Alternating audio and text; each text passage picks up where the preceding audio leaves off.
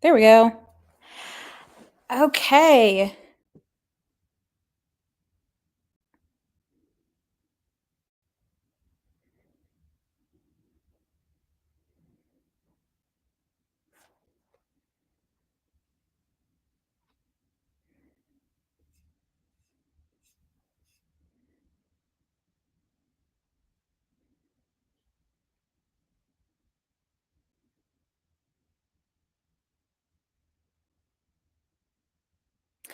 Ooh, we've got one person in. I was giving it some time to have people trickle in. Um, but happy Thursday. We are going to talk about my book recommendation for December. So I'm really excited to talk about the book that I have for this month, and I hope that that inspires people to do some reading with your break, maybe to get away from some family if that's something you need to during the holidays, or just to if you like reading to relax. So I'm really excited to get to talking about that. May give it another like minute before I start actually going into the book just to see if more people will join. If not, then I will just go ahead and talk about it after giving it another minute. But I'm excited. This is the second um, coffee with a counselor that I'm hosting. So I did last month. We talked about Grimoire Girl by Hilary Burton Morgan. Which I love that book. I'm actually this book is also one of my other 5-star reads for this year, which I think I talked about last time that I'm pretty stingy about 5-star books or giving 5 stars to books. Bear with me today. I'm very tired. The holidays have a way of being exceptionally draining this time of year. So I'm definitely feeling that crunch as we are getting closer to Christmas. So hopefully whatever holidays people celebrate out there, you'll have some time to like rest and relax. I'm excited to have a little bit of a break myself. Okay, I'm just gonna go ahead and get into the book that I have that I'm recommending for this month. So last month when I was talking about Grimoire Girl, I mentioned that I really love magic. So I don't think it's going to come as a surprise that this month's book is a work of fiction, and it is Legendborn by Tracy Deonn. Talk about magic. This book is full of it. It is a young adult book, and the story is uh, a King Arthur retelling. And it's retold through this 16-year-old who goes to an early college program and, discovers just some exceptional magical things going on in her life. And it's just brilliant. I really it just this book really hit me, and I was not expecting it by the end. Usually if a book can get an emotional reaction out of me, it is an automatic 5 stars. Which ironically was the same with the book that I recommended last month too. But this book it's really well written, one. And it's the way that this book navigates loss and generational trauma in the context of fiction. I mean, it's beautiful. The main female character is Black, and I think it's so important, that aspect of it, and that aspect, that that generational trauma, that racial generational trauma that comes with being a young Black girl in the world. And it's just told so well. I think this story resonates with everybody. Like I said, it is a King Arthur retelling. So there is that part of it. Like if you do like the fantasy, the magic, the elements of King Arthur, there's there is that in this for you. And I think if you are a person of color, to have this story told in a way that you can connect to, is a way that I could connect to, is also extremely powerful. And I think that probably is where a lot of the meaning comes from for me, that I didn't realize when I grabbed this book. I actually bought this book, I think, like last year around this time. It's been out for a little bit. In fact, there's a second book in the series at this point, and a third one coming out in March, I believe, but don't hold me to that. But I bought it because I saw recommendations on it, people talking about how great this book is. And then I let it sit on my shelf for a while. And I didn't really want to pick it up after my friend was like, oh, it's a King Arthur retelling. And not that I have nothing against King Arthur or anything, but I was like, oh, I'm not as excited. That's not what I thought it was about. And then, and it hooked me from like the very beginning. And I was like, oh, this is it's good. So if you're a little hesitant about some of the magical stuff, I promise there is something in this book for you. And just the fact that it is so well written. It's really good. And I know I'm thinking back to last month, when I was talking about Grimoire Girl, and I was talking about like, oh, this navigates loss really well. And I realized this book also talks about loss in a very real way. And so there is a pattern here of me reading books that just navigate loss well. And that is not purposeful, especially with like when I was pulling, like thinking of recommendations. I didn't even realize that until I was like thinking of like, oh, what was really good about this book and what would I recommend?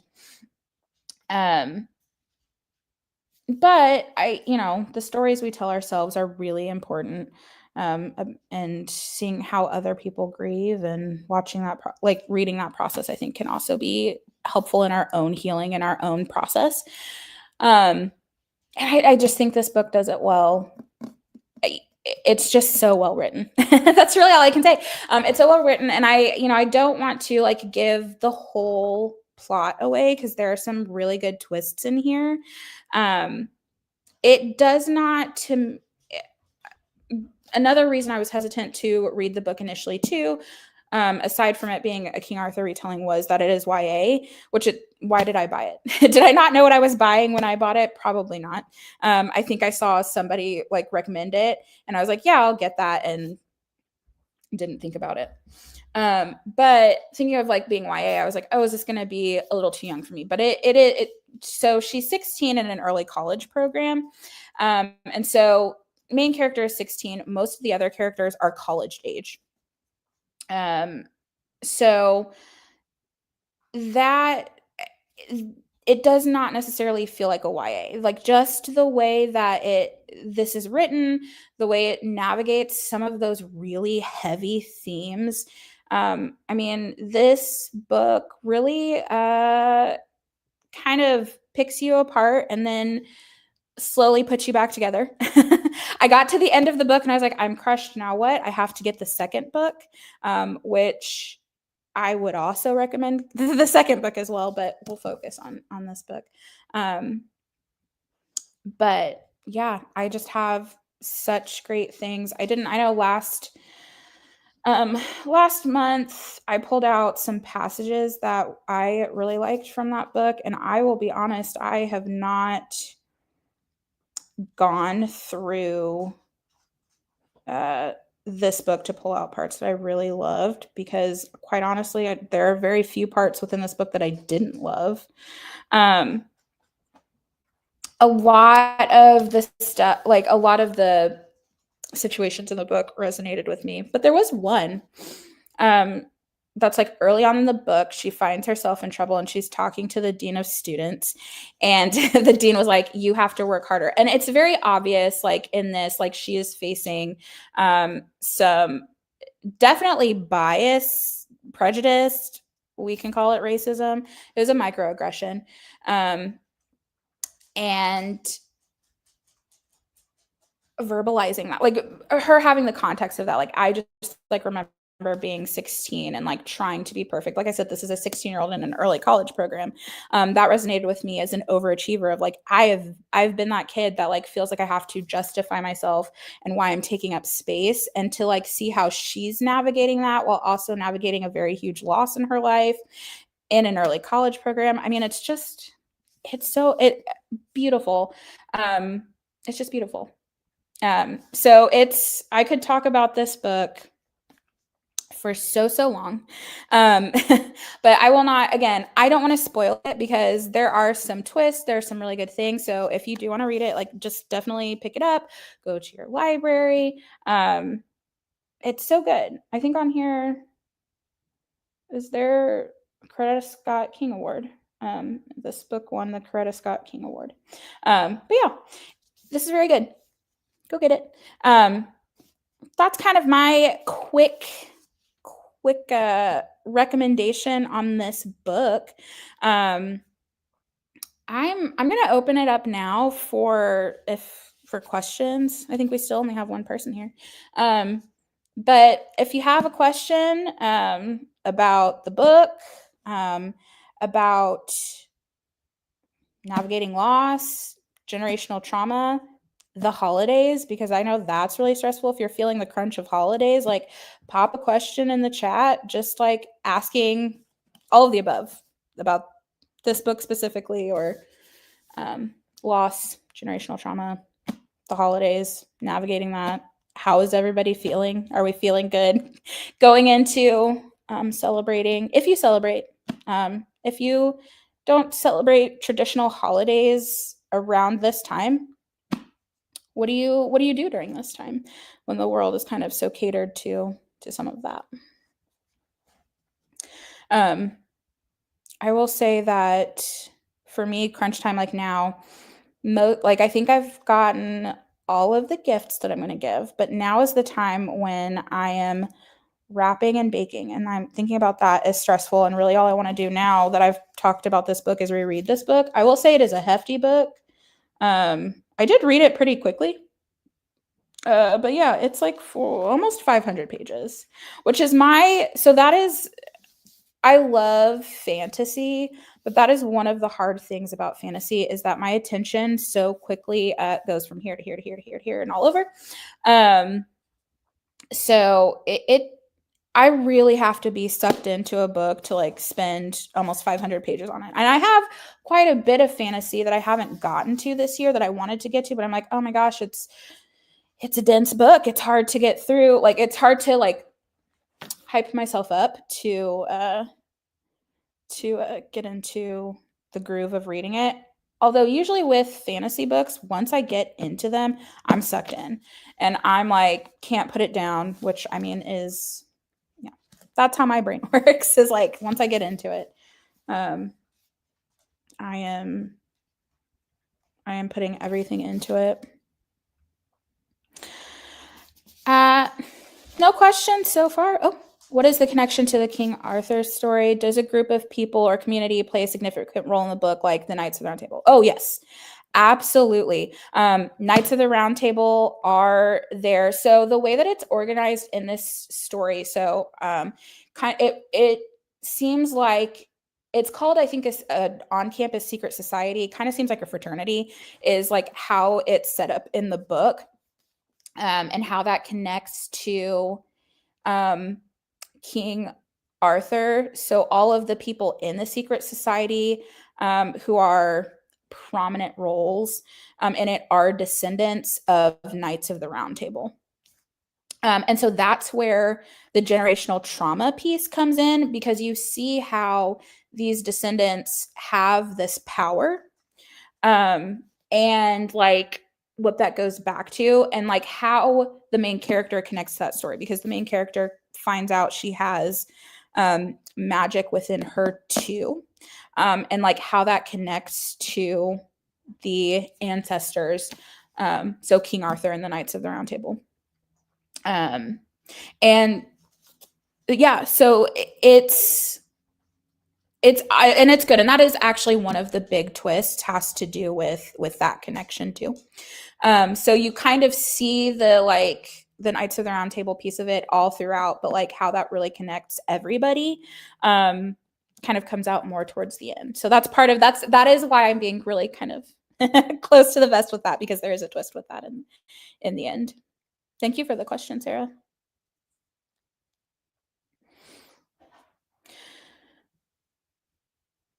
Any other questions? I think questions, my internet, I don't think is quite as great today.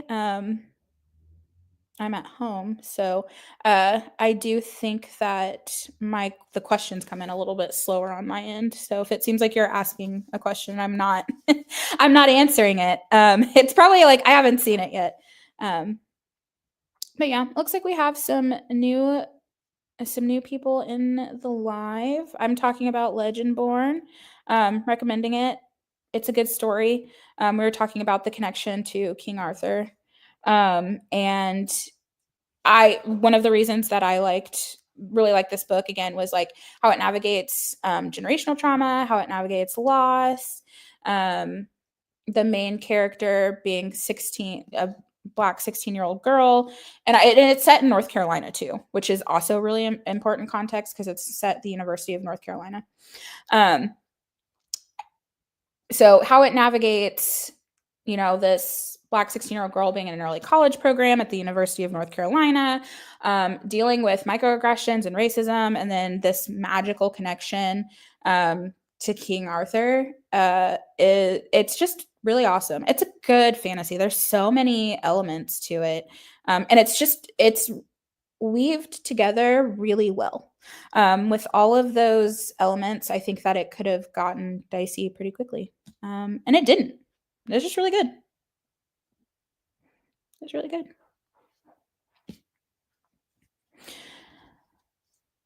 Okay. I will give a few more minutes for questions, but I will start wrapping up if there aren't any more questions. But yeah, I'm excited to recommend this book this month, and hopefully you guys pick it up and share if you liked the book. If you're able to I know it's a thick book. Like I said, it's almost 500 pages. If you liked it, let me know. If you didn't like it, also, what didn't you like about it? But I would be excited to see. I'm excited to share this and have more people have eyes on this book. Yeah, so I'll go ahead and wrap up there. Happy holidays if you're celebrating the upcoming holidays. If not, hopefully you are getting some sort of rest and relaxation during this season of life. Yeah, I'm looking forward to having a relaxing break. So I hope that for everybody right now.